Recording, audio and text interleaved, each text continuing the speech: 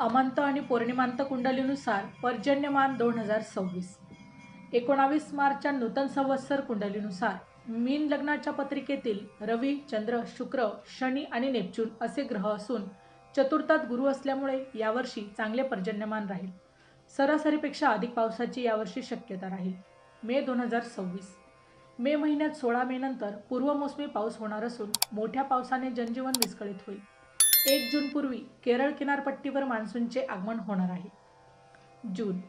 जूनमध्ये 5 जून नंतर गर्भप्रसूती होत असून 5 जूनपासून महाराष्ट्रात मान्सून सक्रिय होईल. पूर्वार्धात मोठे पाऊस झाल्याने शेतकरी वर्गाला मात्र मोठा दिलासा मिळेल. जूनच्या उत्तरार्धात पावसाचे प्रमाण कमी राहील. 15 जुलै ते 12 ऑगस्ट या काळात देशभर मोठी पर्जन्यवृष्टी होण्याची शक्यता आहे.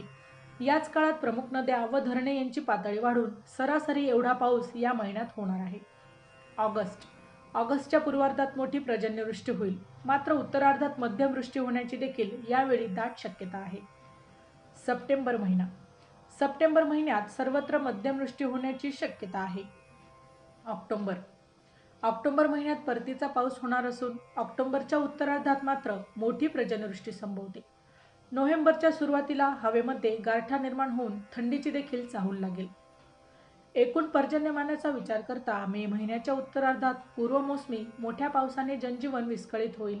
1 जूनच्या जवळ केरळ किनारपट्टीवर मान्सून सक्रिय होऊन 5 जूनपर्यंत महाराष्ट्रात मान्सून दाखल होईल. 5 जून ते 12 ऑगस्ट या काळात सर्वत्र मोठी पर्जन्यवृष्टी होऊन सरासरी एवढा पाऊस यावर्षी संभवतो. 12 ऑगस्ट नंतर महाराष्ट्रात मध्यम स्वरूपाची पर्जन्यवृष्टी संभवते.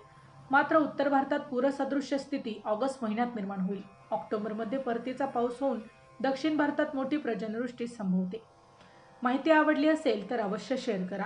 अशाच प्रकारची माहिती रोज मिळवण्यासाठी आपल्या लाईव्ह प्रेडिक्टर या यूट्यूब चॅनलला अवश्य सबस्क्राईब करा. पुन्हा भेटू अशाच एका नवीन माहितीसह. तोपर्यंत श्री स्वामी समर्थ.